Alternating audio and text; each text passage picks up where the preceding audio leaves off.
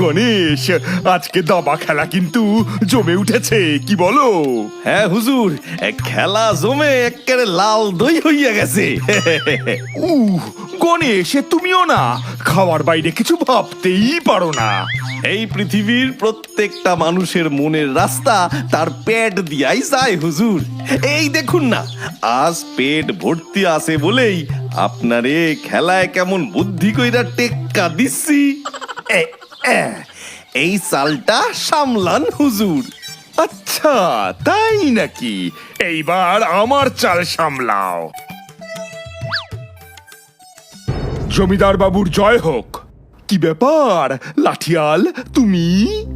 হুজুর, দূতের হাত দিয়ে মহারাজ একটা চিঠি পাঠিয়েছেন, সভায় আপনাকে না পেয়ে এখানেই দিতে এলাম। এসো এসো লাঠিয়াল, ভিতরে এসো। গণেশ, চিঠিটা পড়ে শোনাও। মহারাজ আবার কি বিপদের বাণী লিখে পাঠিয়েছেন কে জানে। মহারাজের চিঠির নাম শুনলেই আমার হৃৎপিণ্ড কেমন জানি বন্ধ হইয়া আসে হুজুর। এই না জানি কি বিপদ এসে পড়লো, তাও ঠাকুর ঠাকুর বলে খুলে পড়ি। ঠাকুর, হে ঠাকুর। প্রিয় বিভূতি নারায়ণ, তোমার কাছে একটা গুরুত্বপূর্ণ খবর পৌঁছে দিতেই এই চিঠি আমি লিখছি। আগামীকাল আমার রাজপ্রাসাদে কাশিমগঞ্জের রাজা উপস্থিত হবেন। তিনি লোকমুখে গণেশের বুদ্ধির বহু প্রশংসা শুনেছেন। তিনি গণেশের সঙ্গে দেখা করার জন্য মুখিয়ে আছেন। তাই তুমি কাল গণেশকে আমার প্রাসাদে পাঠিয়ে দিও।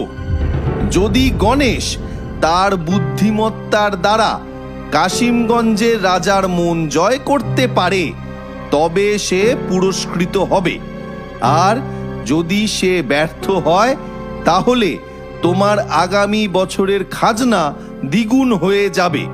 ইতি মহারাজ।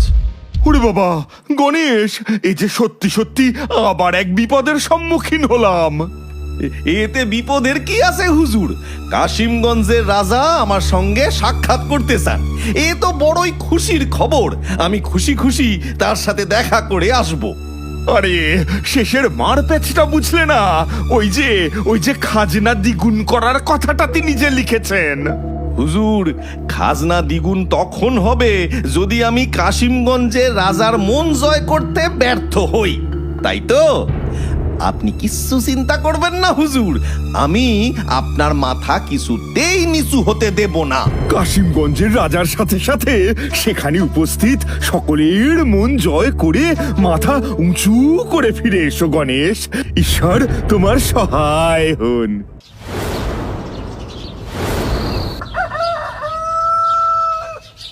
মহারাজের আদেশ মতো গণেশ চলল কাশিমগঞ্জের রাজার মন জয় করতে আর জমিদার বিভূতি নারায়ণের সম্মান বাঁচাতে। পেন নাম হই মহারাজ। এসো এসো গণেশ, তোমারই অপেক্ষা করছিলাম। আপনি আমায় এত ভালোবেসে ডাক পাঠিয়েছেন, আমি না এসে পারি হুজুর? সেই চিঠিতে আমারও ভালোবাসা ছিল গণেশ। সে তো চিঠির মার প্যাচ পড়েই বুঝেছি উজির মশাই। আপনি তো ভালোবেসে দুই পা দিয়ে আমার গলা জড়ায় ধরেন, তাই না? বলছি হুজুর, ওই কাশিমগঞ্জের মহারাজের দেখা পাচ্ছি না, উনি কই? উনি ওনার কক্ষে আছেন গণেশ। চলো চলো, সেখানে তোমার অগ্নি পরীক্ষা অপেক্ষা করছে। আমি সীতার মতো নির্ভয়ে অগ্নি পরীক্ষা দেব হুজুর, আমার কিচ্ছু হবে না। চলেন চলেন, সেই কক্ষে চলেন।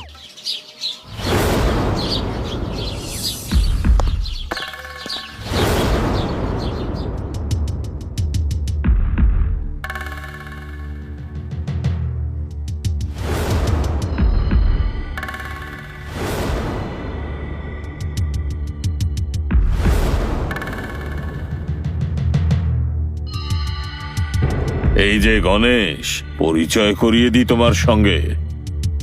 এনারা হলেন কাশিমগঞ্জের রাজা।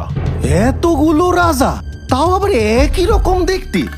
মুখশ্রী থেকে শুরু কইরা জামা জোড়া, ধুতি, পায়ের জুতো সবই এক। এটাই তো তোমার অগ্নি পরীক্ষা গণেশ। তোমাকে এদের মধ্যে আসল কাশিমগঞ্জের মহারাজ যে কে সেটি বলতে হবে। হ্যাঁ, এ তো খুবই জটিল।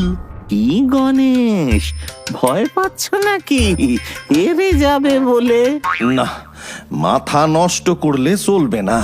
আমার মাথায় কি চলছে সেইটা উজির এবং মহারাজরে বুঝতে দেওয়া যাবে না। আরে সেই সব না হয় পরে বলবো উজির মশাই, আগে আপনি বলেন এইদিকে গরম কেমন? হ্যাঁ, ও বাবা, এদিকে তো প্রচন্ড গরম, নিঃশ্বাস নেওয়া দায় হয়ে পড়েছে।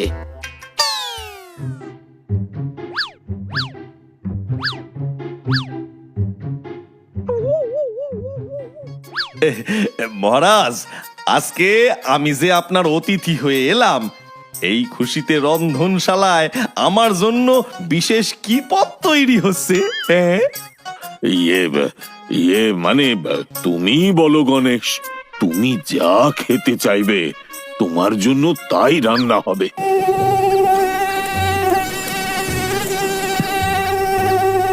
পেয়েছি পেয়েছি পেয়েছি হুজুর, আপনার প্রশ্নের উত্তর আমি পেয়েছি।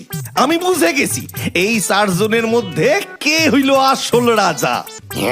সে কি? এ তো অসম্ভব। অসম্ভব নয় উজির মশাই, আমি অগ্নি পরীক্ষা দিয়েছি, কিন্তু সেই আগুনে আমি পুড়ি নাই। কাশিমগঞ্জের আসল রাজা হইলেন ইনি। আমি? আমার প্রণাম গ্রহণ করুন রাজা মশাই। চমৎকার চমৎকার। সত্যি, এই অসম্ভবকে তুমি সম্ভব করলে কি করে গণেশ? এইটা তো খুবই সহজ কাজ ছিল হুজুর, শুধু একটু নিজের চোখকে কানকে খোলা রাখলেই উত্তর নিজেই আপনার কাছে এসে ধরা দেবে, যেমনটা হইল আপনার ক্ষেত্রে। কিরকম একটু বুঝিয়ে বলো দেখি। আপনি আসল মহারাজ, তাই বাকি 3 জন আপনার মতো হওয়ার চেষ্টা করছিল। আপনি কিন্তু কারোর মতো হওয়ার চেষ্টা করছিলেন না হুজুর। এই যেমন, যেই আপনি কান চুলকাইলেন, সঙ্গে সঙ্গে বাকি 3 জনও কান চুলকাইতে শুরু করে দিল। কিংবা ধরুন, যেই আপনি মশা মারলেন, সঙ্গে সঙ্গে বাকিদের আশেপাশে মশা না থাকা সত্ত্বেও তারা মশা মারতে শুরু করে দিল। শুধুমাত্র মহারাজের মতো সাজ পোশাক কিংবা গয়নাগাটি পড়লেই যে মহারাজ হওয়া যায় না। তাই আপনি যতটা সাবলীল ভাবে সিংহাসনে বসিয়াছেন, বাকি 3 জন কিন্তু সেই সাবলীল ভাবে সিংহাসনে বসতে পারেননি। সিংহাসনের জড়তা এখনো তাদের ঘিরে রয়েছে, অথচ আপনার কাছে সিংহাসন হইল জল ভাত। চমৎকার চমৎকার। সত্যি, তুমি একজন ভীষণ বুদ্ধিমান জ্ঞানী পণ্ডিত। তুমি যে সভায় থাকবে সেই সভার মান বাড়াবে। সাধু সাধু। ধন্যবাদ হুজুর। তাইলে এবার আমি বাড়ি ফিরে যাই। না না গণেশ, এত সহজে তো আর তোমার অগ্নি পরীক্ষা শেষ হবে না। তোমার আরো একটা পরীক্ষা বাকি আছে। হ্যাঁ, আবার কি পরীক্ষা?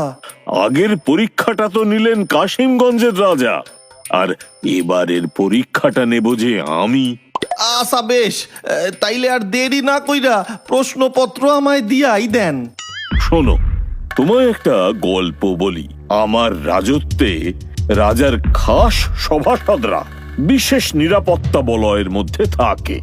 একদিন পূর্ণচন্দ্রের রাতে সারা এলাকা ঘুমোচ্ছে, তখন হঠাৎ রাতের অন্ধকার ভেদ করে শেয়াল ডেকে ওঠে। তারপর এ কি রসিকতা করছেন আমার সাথে? হ্যাঁ, পরীক্ষা নেবেন কইয়া হঠাৎ গল্প জুড়ে বসলেন যে বড়। এই গল্পটাই তোমার প্রশ্নপত্র গণেশ, মন দিয়ে শোনো। হঠাৎ একদিন সেই কড়া নিরাপত্তা বলয় ভেঙে আমার কৃষি মন্ত্রীর বাড়িতে চুরি হলো। এবার তোমায় সেই চোরকে খুঁজে বার করতে হবে। কি কি চুরি গিয়েছিল হুজুর? আরে ওর মণিমাণিকের ভান্ডার চোর সব ফাঁকা করে দেয়, কিচ্ছু বাকি রাখেনি জানো। কিন্তু হুজুর, আপনি বলছেন কড়া নিরাপত্তা নিরাপত্তা বলয়ের মধ্যে তারা থাকে, তাইলে সেখানে চুরি হলো কি কইরা? এটাই তো তোমায় খুঁজে বার করতে হবে গণেশ। আচ্ছা, তোমার কি মনে হয়? এইটা আমি এখনই কি করে বলবো হুজুর? আগে আমাকে তার সাথে কথা বলতে হইবে, সব পরিস্থিতি খুঁটায় দেখতে হইবে, তবেই না। ঠিক আছে, ঠিক আছে, তাহলে তুমি আজকেই কৃষি মন্ত্রীর বাড়িতে গিয়ে পুরো ঘটনাটা বরং নিজের চোখে দেখে এসো। অগত্যা। আচ্ছা, তোমার বাড়িতে কে কে থাকে? হ্যাঁ, আমি, আমার মেয়ে আর আমার বউ। কিন্তু আমার মেয়ে আর বউ ওদের মামার বাড়ি গেছে 1 সপ্তাহ আগে। চুরির রাতে ওরা কেউ বাড়ি ছিল না। ও, তোমার দরজার তালা তো দেখছি ঠিকই আছে। হ্যাঁ, চোর দরজা ভাঙেনি। দরজা ভাঙেনি? তাইলে কি জানলা? হ্যাঁ গণেশ, তুমি ঠিক বলেছ। আমি যে ঘরে শুয়েছিলাম সেই ঘরের জানলা ভাঙা ছিল। আচ্ছা, তোমার বাড়িতে যে চুরি হয়েছে সেইটা তুমি কখন জানতে পারলে? হ্যাঁ, আমি চুরি হওয়ার সময় বুঝতে পেরেছিলাম গণেশ। ও, তার মানে তুমি জেগেছিলে, চোররে দেখেছো, তাইলে এতদিন ধরে বলছো না কেন? আরে তুমি আমার কথাটা তো শোনো পুরো। আমি চোরকে দেখিনি, আমি রাত্রিরে ঘুমোচ্ছিলাম। তখনই আমি ঘরের মধ্যে অন্য কারোর পায়ের শব্দ পাই। বিছানা থেকে উঠে বসতেই সেই চোর লাঠি দিয়ে আমার মাথায় আঘাত করে। আমি মাটিতে পড়ে যাই, আর ঠিক তখনই শুধু দেখতে পেয়েছিলাম একজন কালো কাপড়ে মাথা থেকে পা অবধি মোড়া ব্যক্তি আমার সামনে লাঠি হাতে দাঁড়িয়েছিল। তারপর আর আমার কিছু মনে নেই। পরের দিন সকালে যখন জ্ঞান ফেরে দেখি সিন্দুক ফাঁকা, আর আমি মাটিতে পড়ে রয়েছি। তারপর কি হইল? তারপর তো আর কিছুই হয়নি গণেশ। চোর রাজ্যে গায়ে হাওয়া লাগিয়ে ঘুরে বেড়াচ্ছে, আর আমি চিন্তায় চিন্তায় দিন দিন রোগা হয়ে যাচ্ছি। তা এই এলাকায় পাহারা কেমন থাকে? আরে বাবা, সে আর বলতে, জব্বর পাহারা থাকে। এই এলাকায় রাজসভার লোকজন ছাড়া অন্য কারুর প্রবেশ নিষিদ্ধ। তাই নাকি? তাইলে মনে করো চোর ধরা পইরা গেছে। মানে? সেইটা আজ আমি বিকেলে মহারাজের সামনেই বলবো। হুজুর, কৃষিমন্ত্রী যেই এলাকায় থাকে সেখানে তো কোনো সাধারণ মানুষের প্রবেশ নিষেধ। তার মানে চোর মহারাজের কোনো খাস আদমি হইবে। আমারে মহারাজের সকল খাস আদমিদের পরীক্ষা দিতে হইবে। তোমার সাহস কি করে হয় গণেশ? তুমি মহারাজের খাস আদমিদের গায়ে কাদা ছেটাও? আমরা কি গরিব নাকি যে ওর সম্পত্তি চুরি করব? আমাদের নিজেদেরই যথেষ্ট সম্পত্তি রয়েছে, আমরা কোনো পরীক্ষা দেব না। শোনো শিক্ষামন্ত্রী, রাগ দেখিয়ে কোনো লাভ নেই। আমরা কেউই আইনের ওপরে নই। আমাদের মধ্যে একজনের সর্বস্ব চুরি গেছে, তাই আমাদের সকলকেই যা পরীক্ষা দেওয়ার সেটা তো দিতেই হবে। আমি নিজেও দেব, আমারও কোনো ছাড় থাকবে না। বলো গণেশ, কি পরীক্ষা দিতে হবে সেটা বলো। মহারাজ, আমার কাছে এক বিশেষ মন্ত্রপুত টিপ রয়েছে। আমি একটু পরেই আপনাদের সেই টিপটা না হয় দেখাবো। ওটা যে সে টিপ নয়, মা ভবতারিণীর মন্দিরের টিপ। তুমি মনে হয় চুরির ঘটনা থেকে দূরে সরে যাচ্ছ। তুমি চুরির ঘটনায় ফিরে এসো গণেশ। আরে হুজুর, এই টিপ দিয়েই তো আসল চোররে খুঁজে বাইর করা যাবে। হ্যাঁ? কিভাবে? শোনেন হুজুর, আমি সেই মন্ত্রপুত টিপ বাইর কইরা একটা জায়গায় রাইখা দেব। এক এক কইরা লাইন দিয়া সকল সভাসদরা সেই টিপের কাছে যাবে। এক এক করে সকলে নিজের কপালে টিপ পড়বে, আর টিপ পড়ার পর সকলে আবার নিজের আগের জায়গায় ফিরে আসবে। যারা চুরি করে নাই তাদের কপাল থেকে টিপটা উধাও হইয়া যাবে, কিন্তু যে চোর তার কপালে এই টিপের চিহ্ন থেকেই যাবে। এতে কাজ হবে? আরে আপনি অবিশ্বাসের কোনো জায়গায় মনে রাখবেন না হুজুর। আমি এই টিপের সাহায্যে কিছুদিন আগেই আমাদের রাজ্যের কুখ্যাত রঘু চোররেও ধরে ফেলেছিলাম। ও বাবা, রঘু চোর? সে তো দাগি আসামি। তার মানে এই টিপের ক্ষমতা প্রচুর। না না মহারাজ, এসব গণেশের বুজরুকি। আরে যদি বুজরুকি হয় তাইলে আপনার পরীক্ষা দিতে ভয় কোথায়? ভয়? আমি কেন ভয় পেতে যাব? আমি কি চোর নাকি? যা খুশি বললেই হলো। আচ্ছা আচ্ছা, সকলে শান্ত হন। আমি তো যা হারানোর সব হারিয়েছি। এখন আপনারা সকলে যদি টিপটুকু পড়ে আমায় একটু সাহায্য করেন, তাহলে আমার একটু উপকার হয় আর কি। গণেশ, তুমি সেই মন্ত্রপুত টিপ বার করো। আমরা সকলে পরীক্ষা দিতে প্রস্তুত।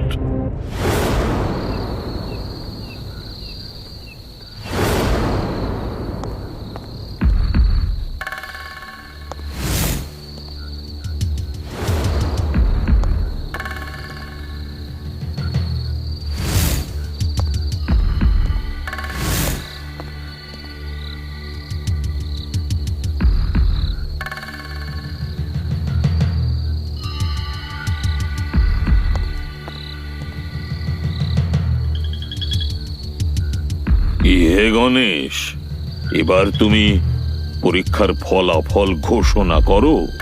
দাঁড়ান হুজুর, চারদিকটা ভালো কইরে একবার দেখে নি।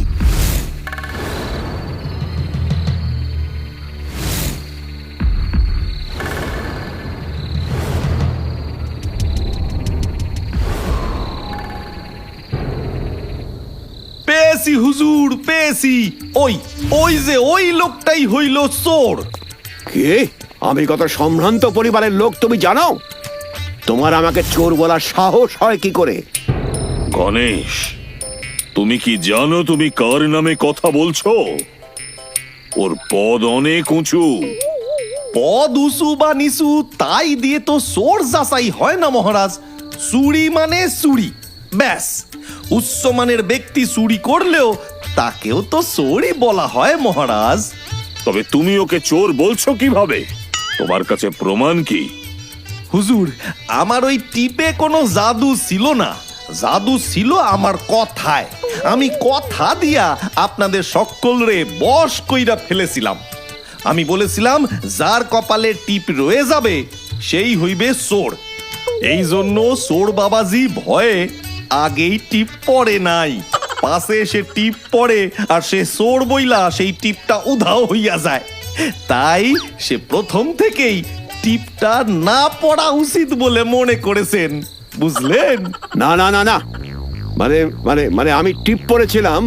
আমিও সবার মতন টিপ পড়েছিলাম। যেহেতু আমি সৎ, আমি চোর নই, তাই আমার কপাল থেকে টিপ উধাও হয়ে গেছে। তাই নাকি চোর বাবু? তাইলে আপনার হাত দুটো একবার দেখান দিনি, দেখি তো আঙুলের মাথায় টিপের দাগ আছে নাকি। কি হলো? হাত দেখাও। কই, আপনার হাত তো ফাঁকা চোর বাবু। কিন্তু দেখুন, মহারাজ থেকে শুরু কইরা প্রত্যেকের হাতে টিপের লাল দাগ আছে।